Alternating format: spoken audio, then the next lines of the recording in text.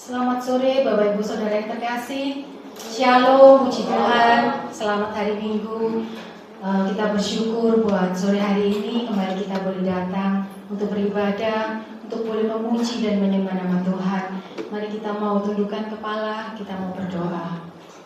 Bapa yang baik, Bapa yang penuh kasih, kami mengucap syukur Tuhan kalau sampai hari ini kami boleh memasuki tahun yang baru. Tuhan, kami percaya semuanya karena anugerah-Mu, semua karena penyertaan-Mu yang sempurna dalam hidup kami Tuhan. Engkau yang selalu ada di dalam setiap musim dalam hidup kami Bapa. Bahkan Engkau menyertai, menuntun, melindungi, menolong setiap kami Tuhan. Kami percaya kuasa tangan-Mu, kebaikan-Mu, kasih-Mu tidak pernah berubah dalam hidup kami. Dan kami percaya kami boleh lewati tahun ini bersama dengan Tuhan senantiasa ya Bapa. Terima kasih Tuhan Yesus. Sore hari ini kami mau memuji dan menyembah Engkau Tuhan. Kami mau menaikkan syukur kami di hadapan-Mu Tuhan. Karena kami percaya ketika kami memuji dan menyembah-Mu, hadirat-Mu ada atas setiap kami Tuhan. Dan ketika Engkau hadir, Engkau akan menyembuhkan setiap kami, Engkau akan memulihkan setiap kami Tuhan. Dan Engkau akan memberikan kemenangan buat setiap kami Bapa. Terima kasih Tuhan Yesus, terima kasih. Kami mau siapkan hati kami mau memuji dan menyembah-Mu lebih lagi Tuhan. Hanya di dalam nama Tuhan Yesus Kristus kami sudah berdoa. Amin. Haleluya. Haleluya. Terima kasih Tuhan. Mari hati kami boleh mengucap syukur buat kebaikan-Mu Yesus, buat kasih-Mu yang selalu menolong setiap kami Tuhan. Apapun musim dalam hidup kami Tuhan, kami tidak gentar Tuhan, kami tidak takut Bapa, karena Engkau selalu ada bersama dengan kami. Terima kasih Yesus. Musim akan selalu berganti, kasih Tuhan tetap abadi.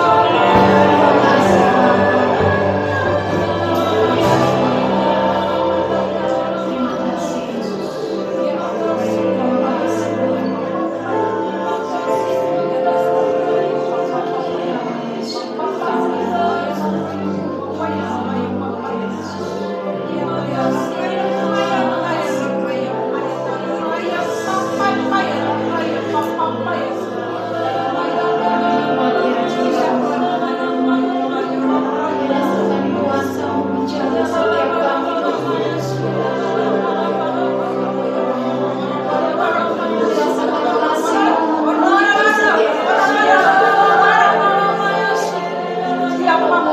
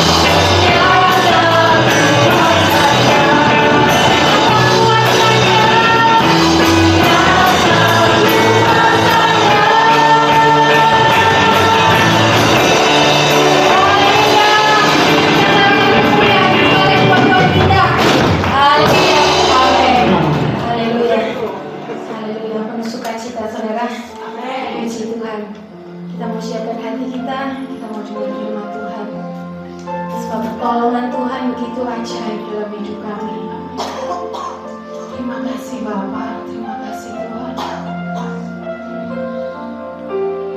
Hatiku tenang berada dekatmu, Kaulah jawaban hidupku.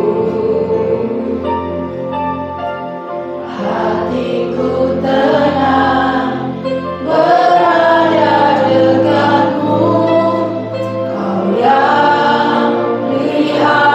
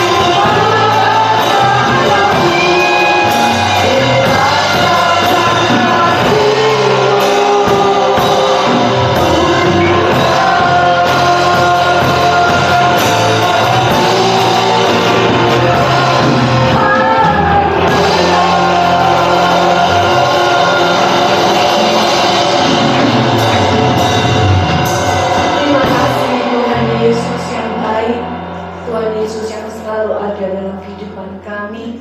Melalui pujian ini kami diingatkan Tuhan, memasuki tahun yang baru, mata pandangan kami hanya tertuju kepada Tuhan.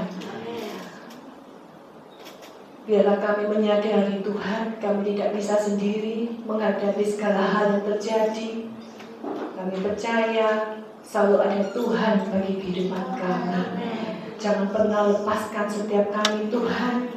Biarlah setiap hari, setiap saat, setiap waktu kami dekat kepada Tuhan Yesus, Bapa yang baik, Bapa yang selalu ada dalam kehidupan kami.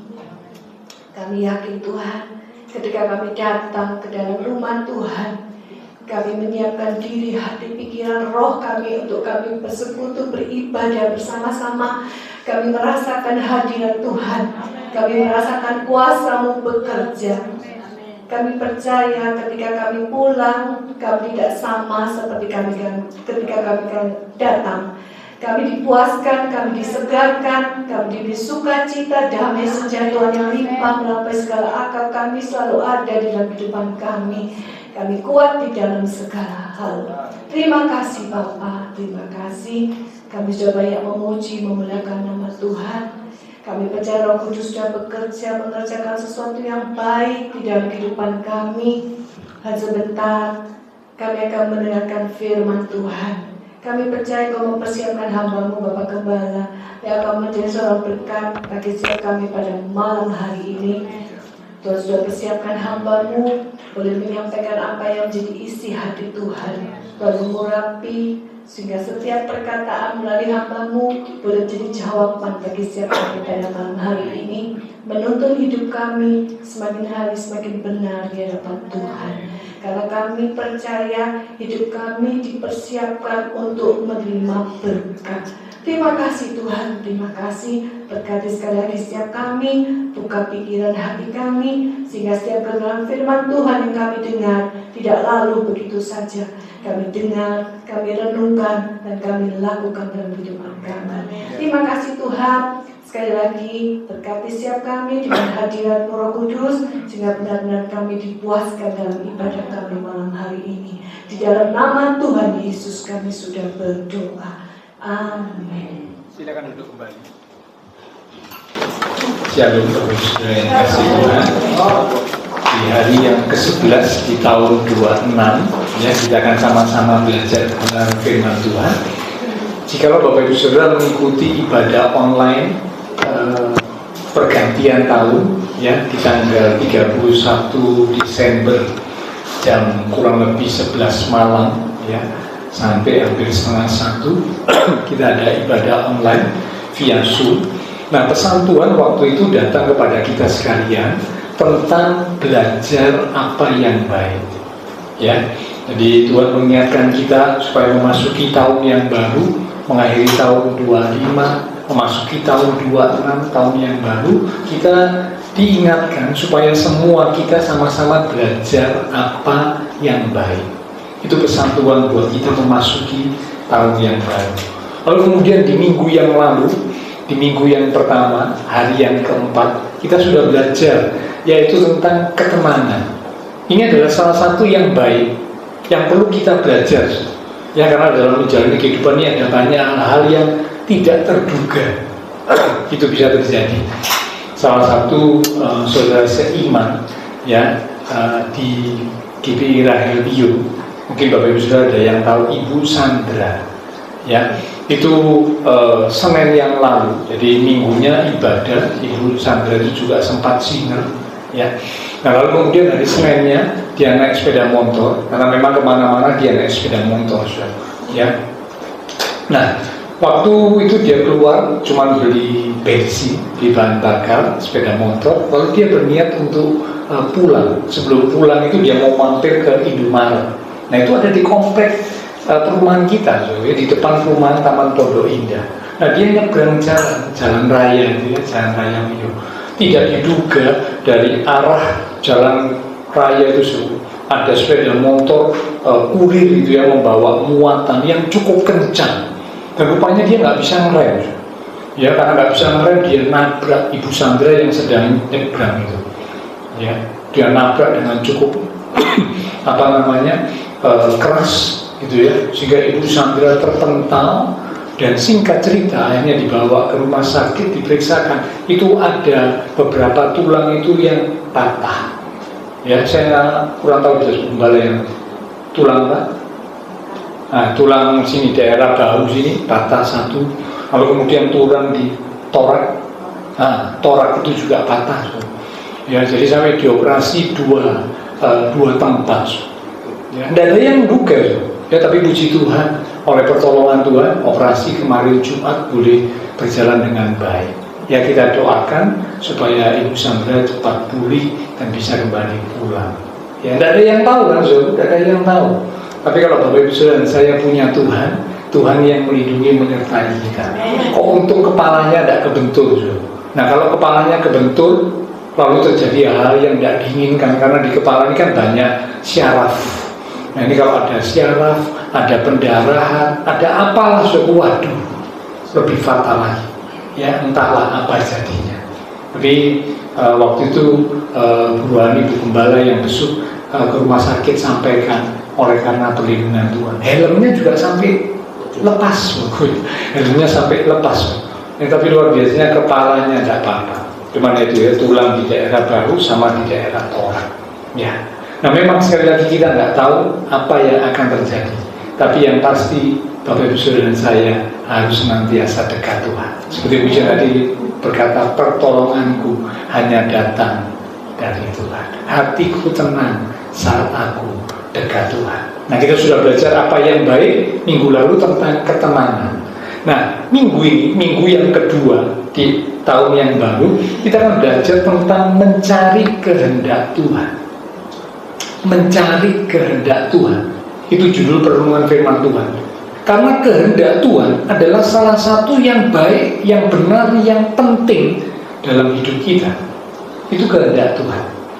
Ya, saya pernah membaca sebuah tulisan, itu berkata begini: kalau seseorang bisa menemukan kehendak Tuhan, itu adalah penemuan yang terbesar. Kalau seseorang bisa mengetahui kehendak Tuhan, itu adalah pengetahuan yang terbesar.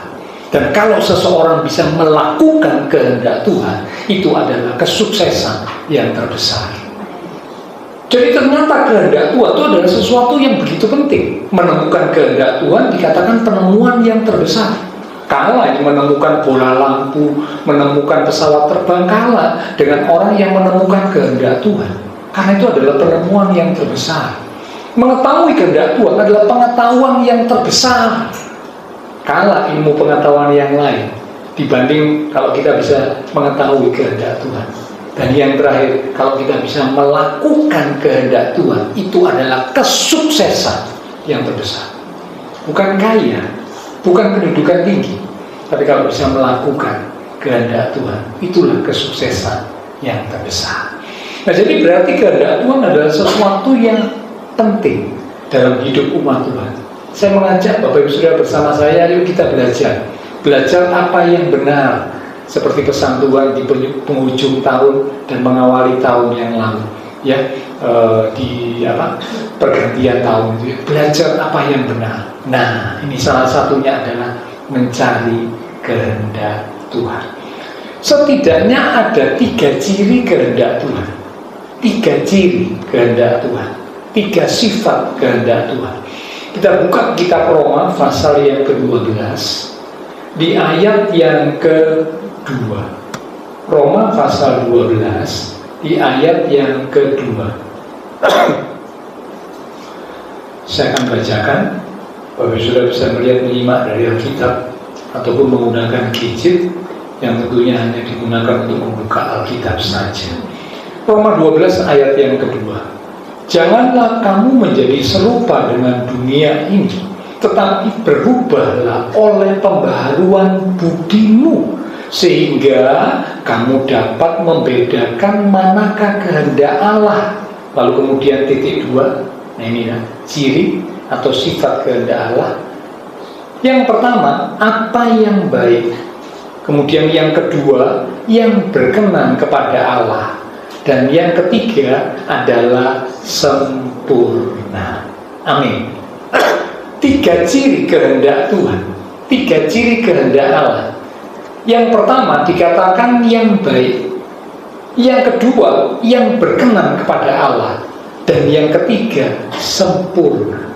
Sekilas 3 ciri ini mirip atau hampir sama, tetapi sesungguhnya 3 ciri ini tidak sama, ada perbedaannya. Apa Pak? Beda antara yang baik, yang berkenan kepada Allah, dan yang sempurna. Apa bedanya? Saya tunjukkan. Untuk kita bisa tahu bedanya, saya tunjukkan sebuah contoh di Alkitab ya. Kita buka Markus pasal 5 di ayat yang ke-18 sampai dengan ayat yang ke-20. Sebuah contoh yang akan membantu kita mengerti apa perbedaan kehendak Tuhan yang baik, yang berkenan kepada Allah, yang sempurna. Markus 5 ayat 18 mulai. Pada waktu Tuhan Yesus naik lagi ke dalam perahu, orang yang tadinya kerasukan setan itu meminta, jadi rupanya sudah disembuhkan oleh Tuhan, supaya ia diperkenankan menyertai dia atau mengikuti Tuhan Yesus. Perhatikan ayat 19, Tuhan Yesus tidak memperkenankannya, tetapi ia berkata kepada orang itu, orang yang disembuhkan dari kerasukan setan itu, pulanglah ke rumahmu, kepada orang-orang sekampungmu, dan beritahukanlah kepada mereka segala sesuatu yang telah diperbuat oleh Tuhan atasmu, dan bagaimana ia telah mengasihi engkau. Orang itu pun pergilah dan mulai memberitakan di daerah Dekapolis segala apa yang telah diperbuat Tuhan Yesus atas dirinya, dan mereka semua menjadi heran.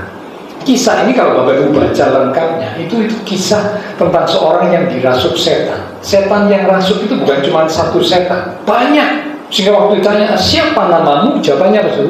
Legion. Legion itu legion. Itu banyak, ya. Jadi setan yang merasuk si orang ini sangat banyak.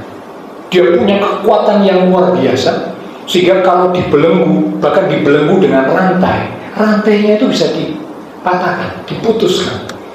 Kekuatannya luar biasa karena setan yang ada dalam diri orang itu. Jadi jangan pernah remehkan kuasa setan. Ya, jangan kita lalu takabur, sombong, kita bilang setan kecil. Lu ya, kalau Tuhan Yesus bersama kita, setan itu kecil. Tapi kalau kita sendiri nggak hadapi setan, kita nggak ada apa-apanya. Jangan coba-coba. Di Alkitab diceritakan, kalau nggak salah anak-anak Skewa, ya, yang mencoba mengusir setan. Itu ada, saya lupa di bagian Alkitab mana ya. Bapak Ibu bisa search, cari itu Skewa, itu nanti keluar. Anak-anak Skewa yang mencoba mengusir setan. Ya, ada orang yang dirasuk setan, anak-anak Skewa ini mencoba mengusir setan. Demi Yesus, orang yang disembah Paulus atau apa itu, keluar kamu. Itu anak-anak Skewa ini nganggep kuasa setan itu remeh, tapi dia tidak sungguh-sungguh punya kuasa Tuhan, dia tidak sungguh-sungguh disertai Tuhan. Tidak. Apa yang terjadi? Waktu dia ngusir setan, bukan setan itu pergi, orang yang dirasuk setan itu malah nyakar, mencabik-cabik anak-anak Skewa, luari, dipermalukan. Jadi setan itu punya kuasa, jangan anggap remeh kuasa setan. Tapi kalau saudara dan saya punya Tuhan, kita bersama Tuhan, kuasa setan itu jadi kecil. Satu ayat berkata, jika Tuhan ada di pihakku, siapakah lawan aku? Termasuk setan tidak bisa mengalahkan kita karena ada Tuhan.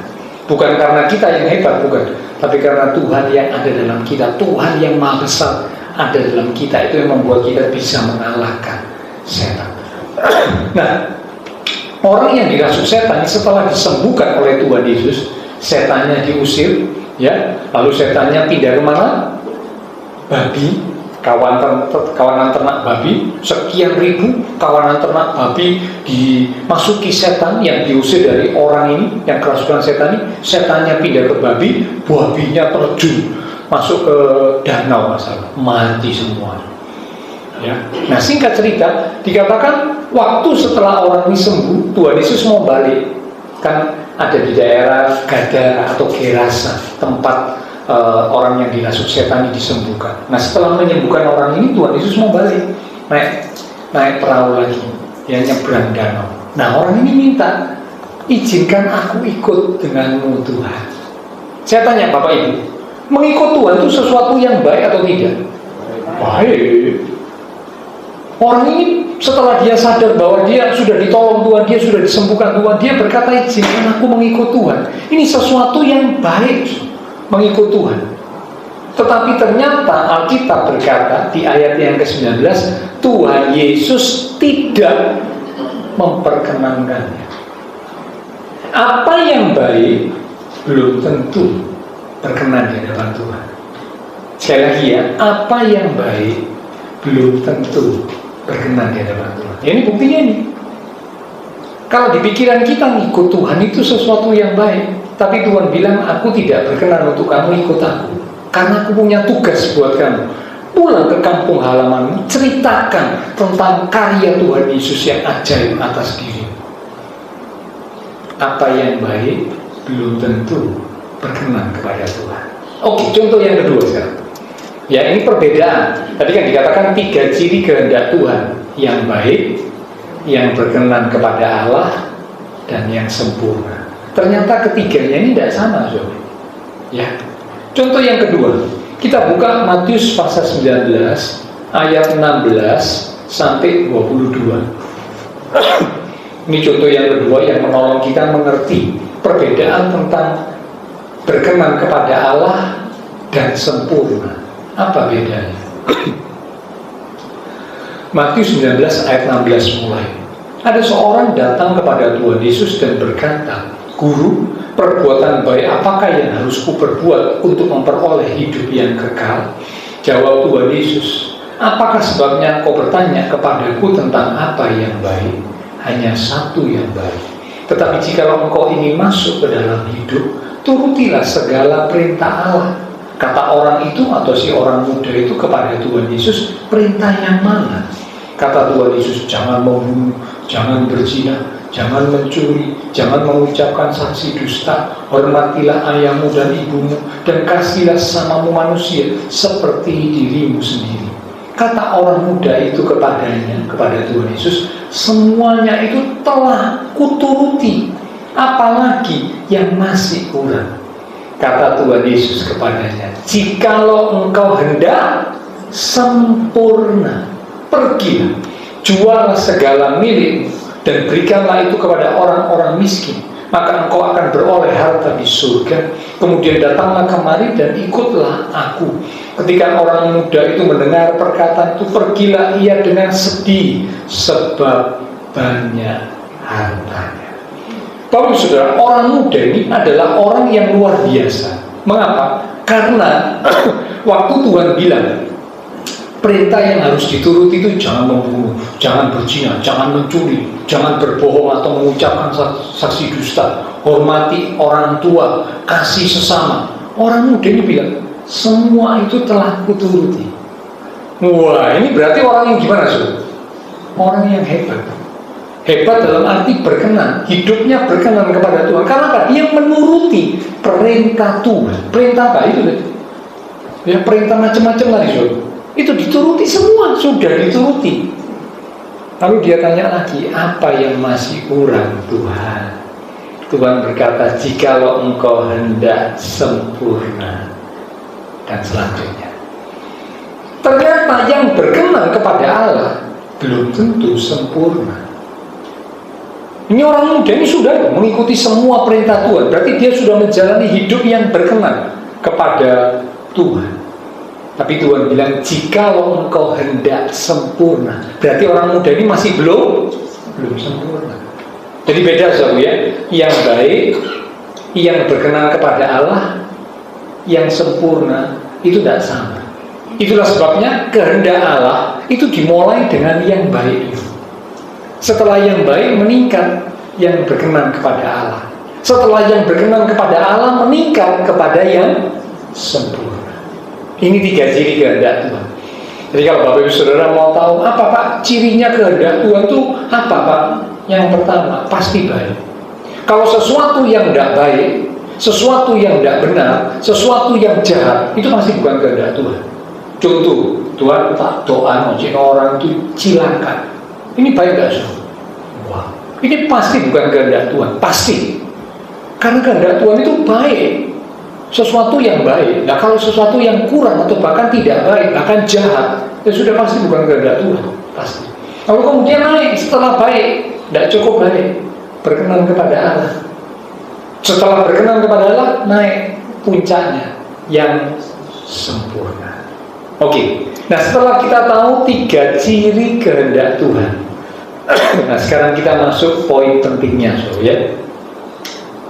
Poin pentingnya adalah tadi judul perenungan firman Tuhan, mencari kehendak Tuhan. Karena kan Bapak Ibu Saudara, dalam hidup ini sama-sama kita belajar ya. Aku rindu untuk mencari kehendak Tuhan. Apa yang Tuhan mau aku lakukan dalam hidupku, apa yang Tuhan mau aku lakukan dalam perjalanan hidupku. Nah itu sebabnya mencari kehendak Tuhan. Nah dalam mencari kehendak Tuhan, supaya akhirnya kita mengetahui, mengerti, dan mengalami kehendak Tuhan, maka ada 2 hal penting yang perlu diperhatikan. Sekali lagi ya, saya ulang. Dalam mencari kehendak Tuhan, supaya akhirnya, endingnya, ujungnya, kita tahu, mengerti, dan mengalami kehendak Tuhan, maka ada 2 hal penting yang perlu diperhatikan. Apa yang perlu diperhatikan saat kita mencari kehendak Tuhan, supaya akhirnya kita jadi tahu kehendak Tuhan, ngerti kehendak Tuhan, dan hidup dalam kehendak Tuhan. Yang pertama, hal penting yang pertama yang perlu diperhatikan adalah pembaharuan pikiran. Pembaharuan pikiran. Kembali kita lihat Roma pasal 12 tadi ya, saya ulang. Tadi memang sudah dibaca, tapi saya ulang, kita baca lagi supaya kita lebih jelas. Roma 12 ayat yang kedua. Janganlah kamu menjadi serupa dengan dunia ini, tetapi perhatikan kalimat berikut ini, berubahlah oleh pembaharuan budimu. Terjemahan lain berkata pembaharuan pikiranmu, pembaharuan akal budimu, sehingga kamu dapat membedakan manakah kehendak Allah. Cukup sampai situ. Berubahlah oleh pembaharuan budi, pembaharuan pikiran. Hal penting yang pertama yang harus kita perhatikan saat kita mencari kehendak Tuhan, supaya akhirnya kita ngerti kehendak Tuhan dan kita hidup di dalam kehendak Tuhan, maka hal penting yang pertama yang harus dilakukan, diperhatikan adalah pembaharuan pikiran. Apa yang dimaksud dengan pembaharuan pikiran? Saya akan jelaskan perlahan-lahan. Ketika kita percaya kepada Tuhan Yesus, saat Bapak Ibu Saudara saya berkata, saya percaya kepada Tuhan Yesus, maka ketika kita percaya kepada Tuhan Yesus, itu berarti kita percaya kepada korban Kristus di atas kayu salib.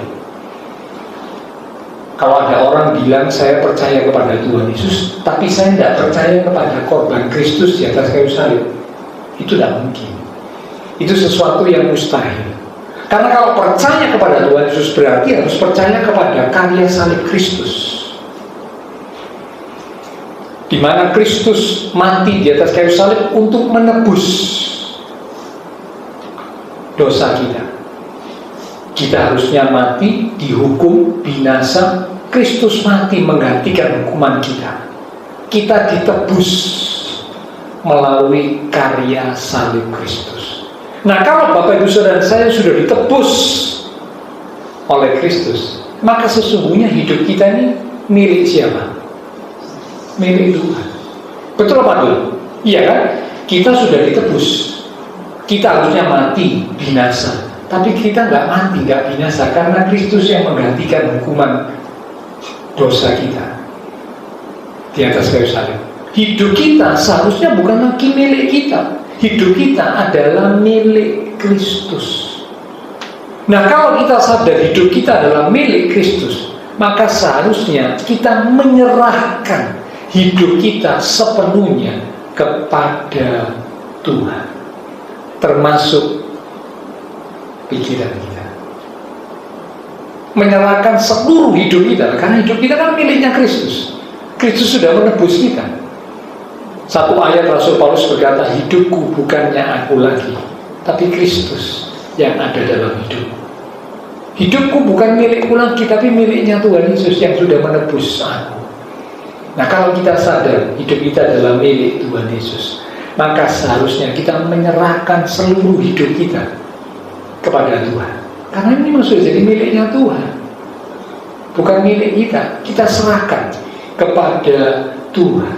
Saat kita menyerahkan hidup kita kepada Tuhan, maka seharusnya pikiran kita juga harus diserahkan kepada Tuhan.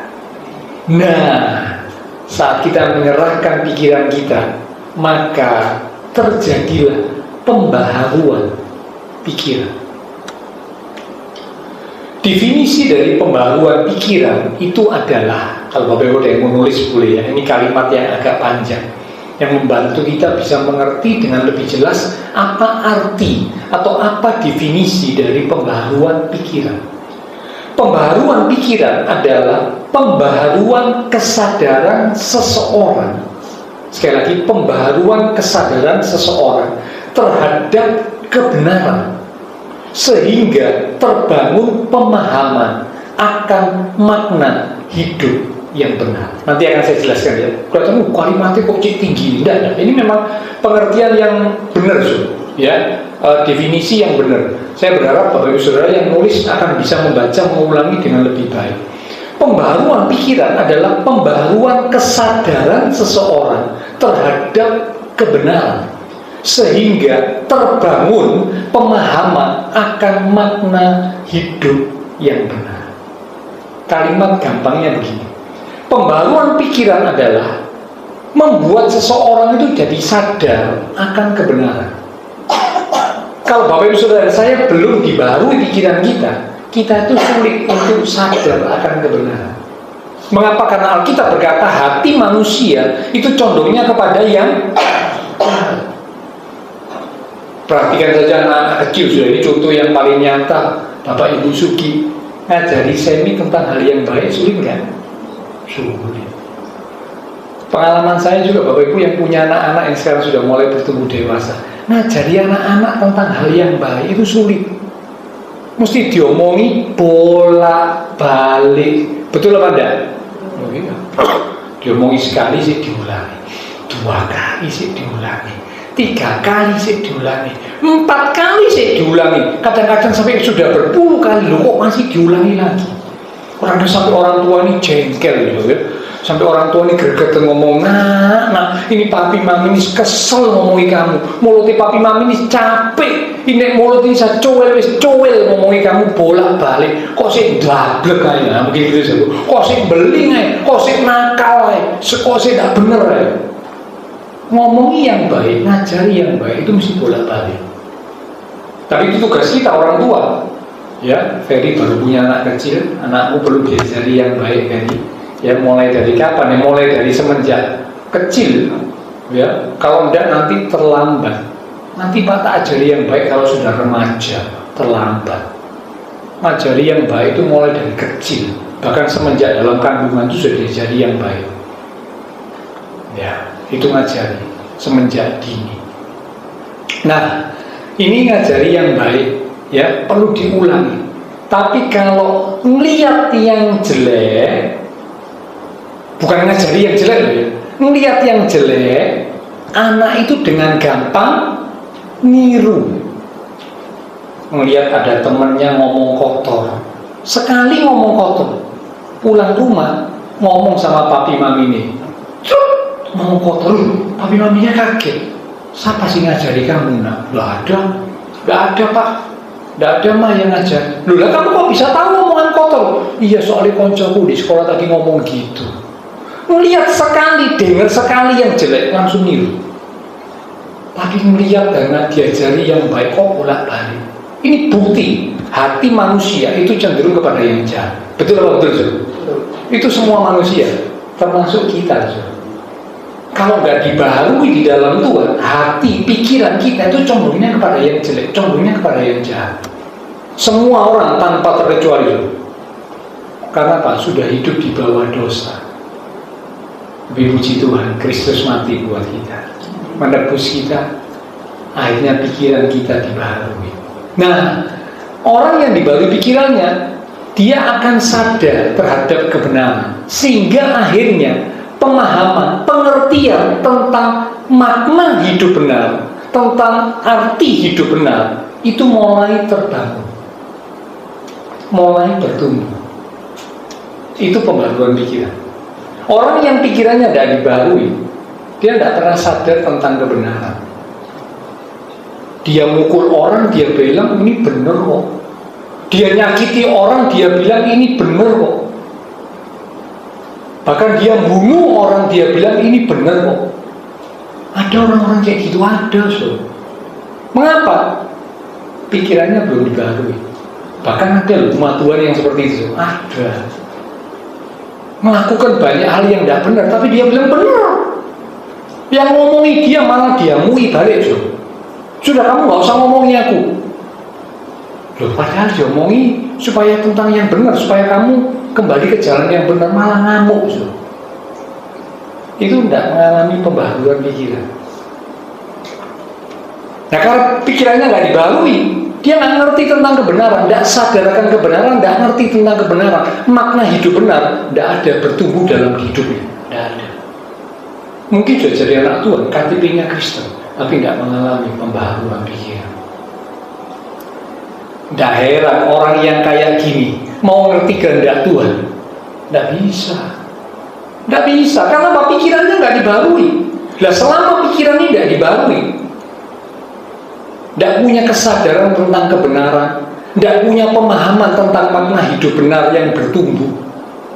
Nah, bagaimana bisa menemukan kehendak Tuhan, mengerti kehendak Tuhan, bahkan hidup dalam kehendak Tuhan? Impossible, tidak mungkin. Ya, ini hal yang penting yang pertama. Kalau kita rindu untuk mencari kehendak Tuhan, akhirnya kita bisa menemukan kehendak Tuhan, yang berarti kita tahu kehendak Tuhan, mengerti kehendak Tuhan, dan hidup dalam kehendak Tuhan.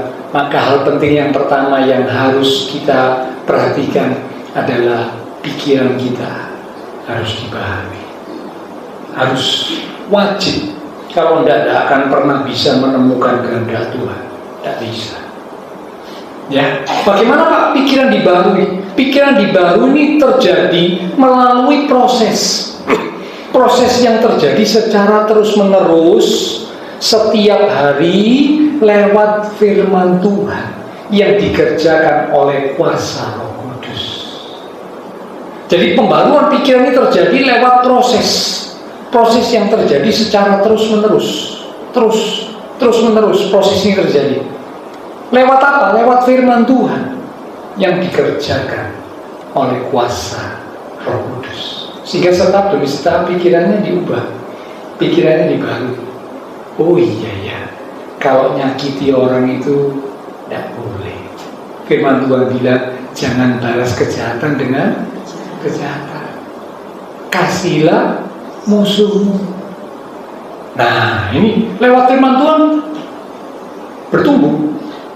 Pikirannya mulai dibaharui, makna hidup benar mulai bertumbuh lewat firman Tuhan dikerjakan oleh kuasa Roh Kudus. Ini yang pertama. Yang penting harus dimiliki saat umat Tuhan rindu untuk bisa menemukan kehendak Tuhan. Artinya tahu kehendak Tuhan, ngerti kehendak Tuhan, dan mengalami kehendak Tuhan. Maka yang pertama, pikiran wajib harus dibaharui. Kalau enggak pernah bisa menemukan kehendak Tuhan.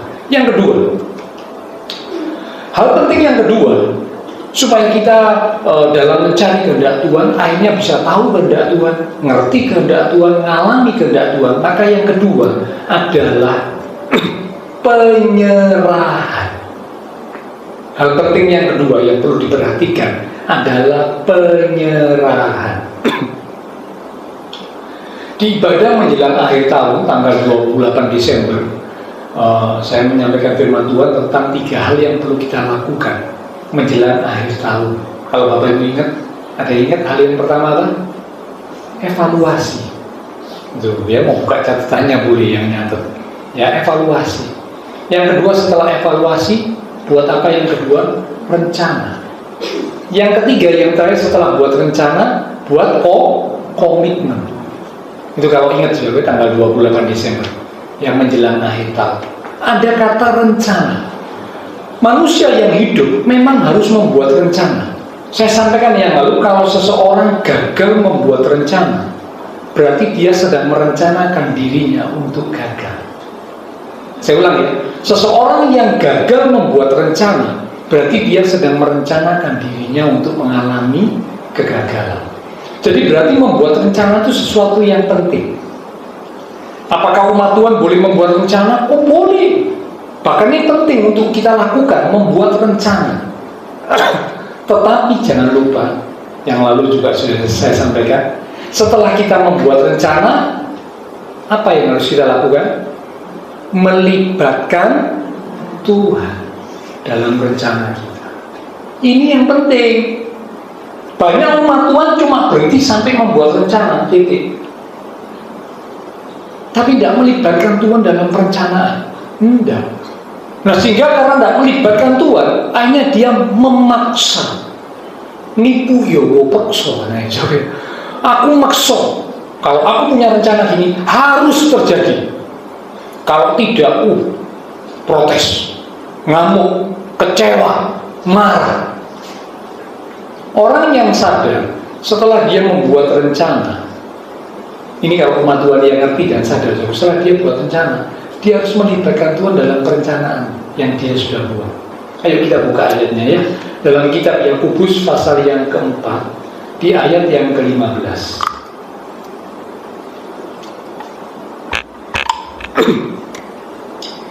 Yakobus 4 ayat yang ke-15. Sebenarnya kamu harus berkata, jika Tuhan menghendakinya, kami akan hidup dan berbuat ini dan itu. Itu kalau Bapak Ibu baca ayat-ayat di atasnya, itu tentang perencanaan. Ada seseorang berkata, aku akan pergi ke kota anu, tinggal setahun, berdagang, mendapat untung. Ini kan bicara tentang perencanaan. Ya, boleh, merencanakan itu boleh. So. Dengan rencana membuat kita punya sasaran, punya tujuan, punya arah. Oke. Tetapi jangan lupa, setelah kita buat rencana, Yakobus berkata, libatkan Tuhan dalam perencanaan kita.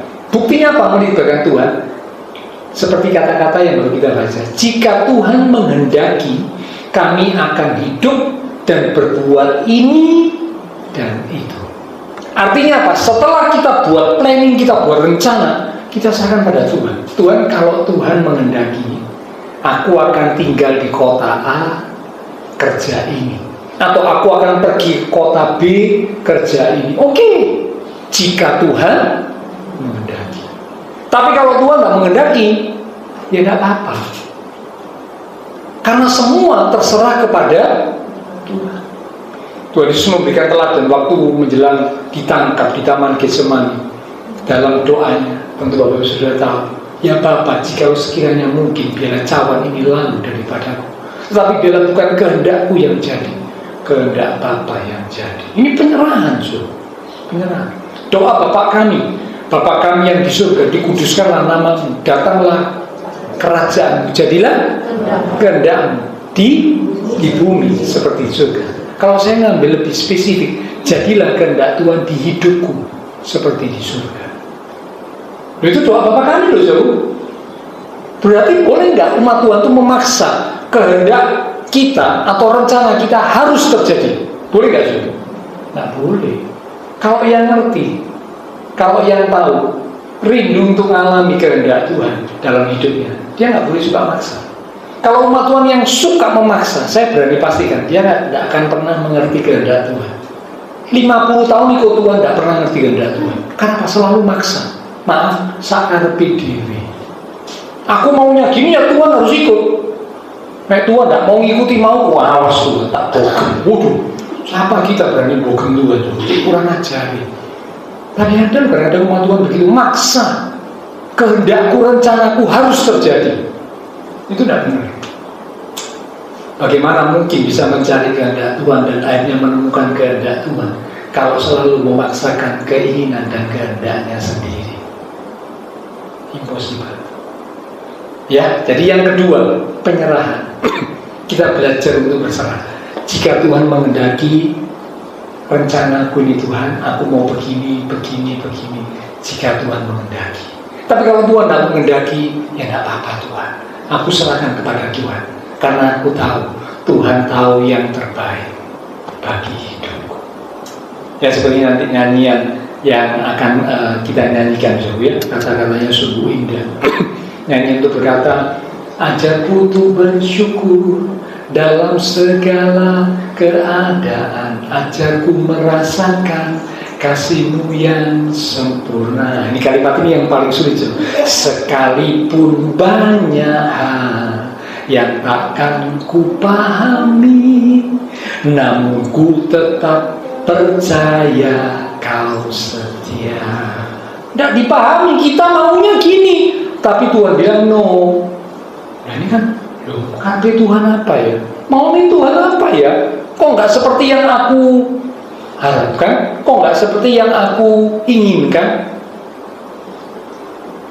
Berserah. Kalau Bapak Saudara dan saya bisa belajar berserah, maka mulai kita akan memiliki pengertian tentang kehendak Tuhan. Makin tahu kehendak Tuhan, makin mengerti kehendak Tuhan, dan akhirnya bisa hidup dalam kehendak Tuhan. Karena kita belajar untuk berserah. Oke, nah sekarang ayat penutup yang terakhir dulu ya. Kita baca dalam kitab 1 Petrus pasal yang keempat di ayat yang kedua. Silakan pelayan pemusik saja ya, pemusik silakan langsung maju ke depan, pemusik saja. Langsung ya, supaya bisa disetel dulu ya. 1 Petrus pasal yang keempat di ayat yang kedua. Demikian firman Tuhan, supaya waktu yang sisa itu berarti perjalanan hidup Bapak Ibu Saudara saya 26 ke depan. Ini waktu yang sisa dari hidup kita. Supaya waktu yang sisa jangan kamu pergunakan menurut keinginan manusia atau menurut keinginan diri sendiri, jangan. Tetapi menurut kehendak Allah. Yang jujur berkata, amen. Tuhan mau waktu kita yang sisa 2026 ke depan, jalani kehidupan 2026 ke depan. Jangan menggunakan menurut keinginan kita sendiri, jangan. Nah, kita beritahu itu. Tapi gunakan menurut kehendak Allah. Biar ini boleh menjadi doa dan kerinduan kita bersama. Kalau Bapak Ibu Saudara dan saya sungguh-sungguh merindukan hal ini, maka kita pasti saat kita mencari kehendak Tuhan sebagai hal yang penting dalam hidup kita, saya jamin Bapak Ibu Saudara saya pasti menemukan kehendak Tuhan. Karena apa? Kita sudah tahu yang pertama yang harus kita lakukan, ya. Yang pertama adalah pikiran baru. Yang kedua, belajar untuk berserah. Mari kita datang berdoa. Bagaimana bisa lagi? Ya, ayo sama-sama temani saya kita memuji Tuhan ya lewat pujian ini.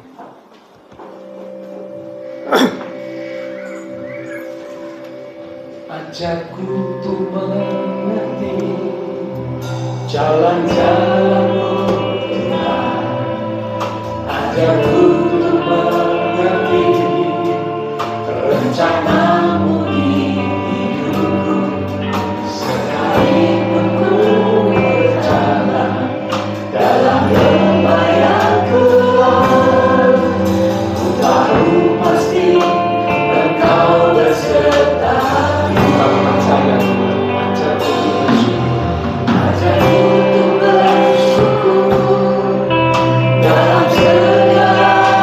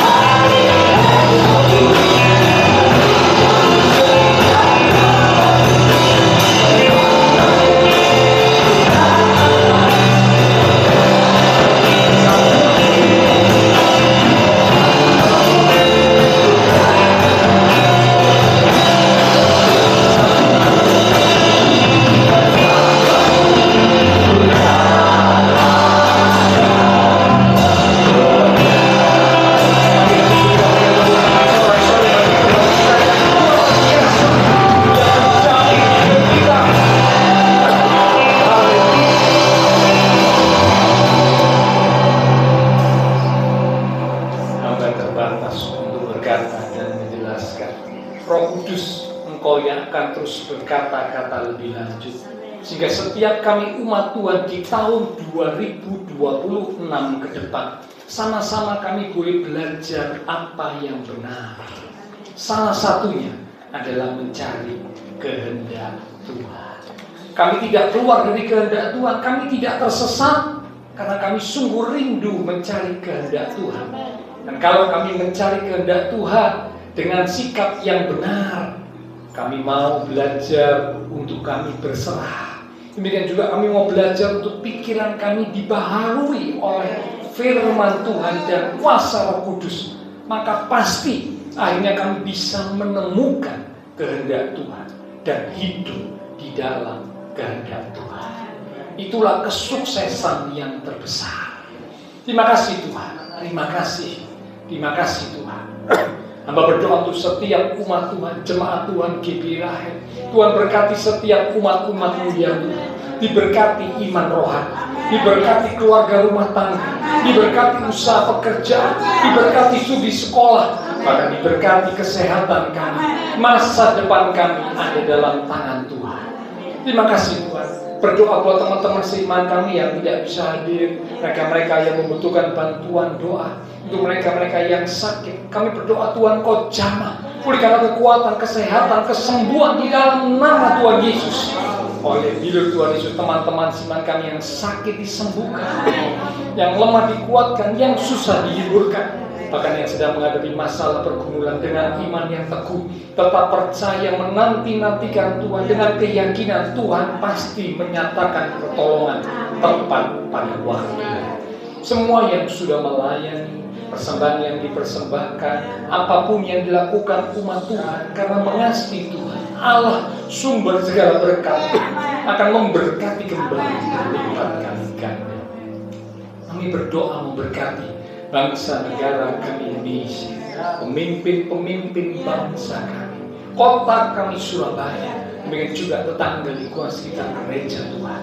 Memberkati setiap jemaat-jemaat Tuhan yang berulang tahun sepanjang minggu ini. Biarlah melalui pertambahan usia yang Tuhan beri, membawa umat Tuhan makin sungguh-sungguh dekat dan mengasihi Tuhan. Setelah selesai ibadah, kami akan berpisah satu dengan yang lain, kembali ke aktivitas kami, kembali ke keluarga rumah tangga kami. Biarlah segala berkat, anugerah, damai, sukacita yang melimpah dari Allah Bapa Surgawi, kasih Tuhan Yesus Kristus, persekutuan dengan kuasa Roh Kudus akan memimpin menuntun langkah kehidupan setiap kita, itu terus menyertai kita sekalian mulai malam ini sampai Maranatha Tuhan Yesus datang kembali.